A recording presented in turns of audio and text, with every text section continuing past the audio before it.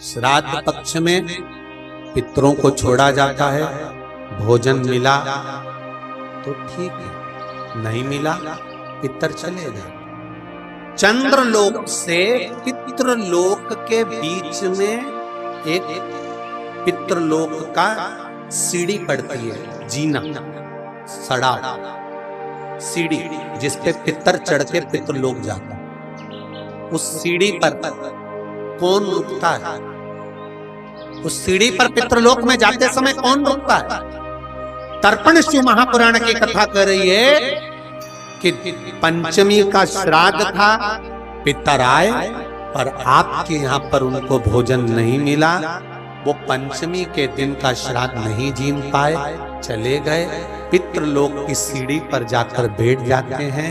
अंदर जो पितर जाते हैं, वो पितर जब अंदर जाते हैं, जाने के बाद बात करते करते जाते हैं कि हमारे बेटे ने हमको खीर खिलाई, हमको पूड़ी खिलाई, और उनके मुख से जो लाल टपकती है, तो जो पितर भूखे रह जाते हैं वो पूरा साल उनकी राल को चाटते हैं और बद्दुआ देते हैं कि हमारे बेटे 5-5, 4-4, 3-3, 2-2 इतने बेटे और हमको भूखा छोड़ दिया।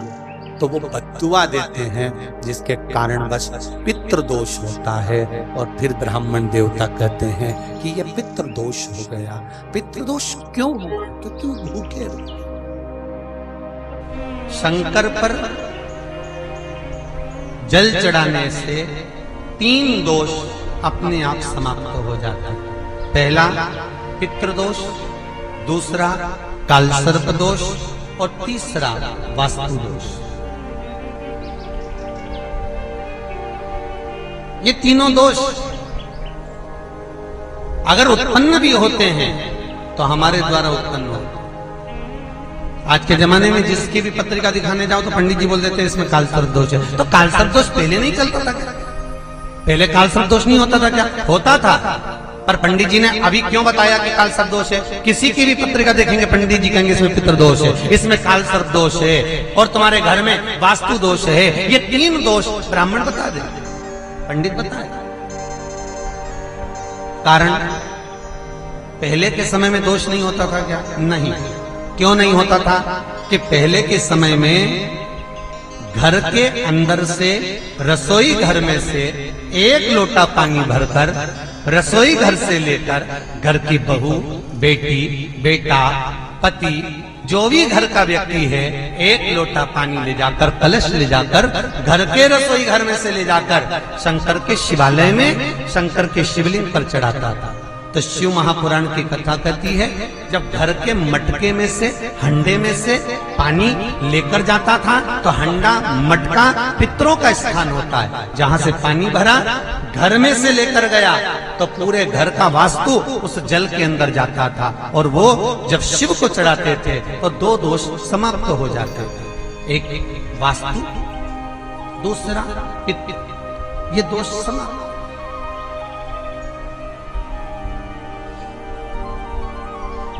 तीसरा दोष कालसर्प दोष कहां से आया? तो शिव महापुराण की कथा कहती है,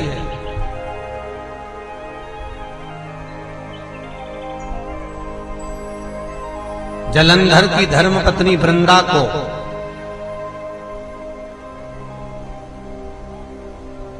जब सात्वित्व भंग किया गया भगवान विष्णु के द्वारा, तब वृंदा तुलसी के क्यारे के रूप में प्रकट हो गई। और वृंदा ने शंकर भगवान से कहा, भोलेनाथ, सारे देवताओं का चढ़ा हुआ जल मुझ पे चढ़ सकता है और मैं भी सारे देवताओं के लिए समर्पित रहूं, सारे देवताओं। पर भोलेनाथ,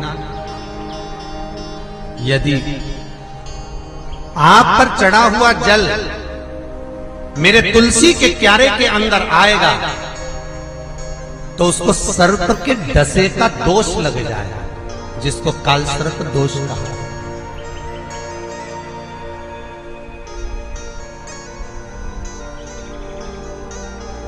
जिसको कालसर्प दोष, इसलिए हमारा हिंदू धर्म कहता है कि भगवान के स्नान का जल दूसरे वृक्षों में डालना चाहिए, पर तुलसी में नहीं डालना चाहिए। पहले के समय में घर में बगीचा बड़ा होता था तो लोग जल को ले जाकर वृक्षों में डाल देते थे। आज के जमाने में ले दे के केवल एक तुलसी का पौधा मिलता है, जो भी भगवान को निलाया ले जाके तुलसी में डाल दिया।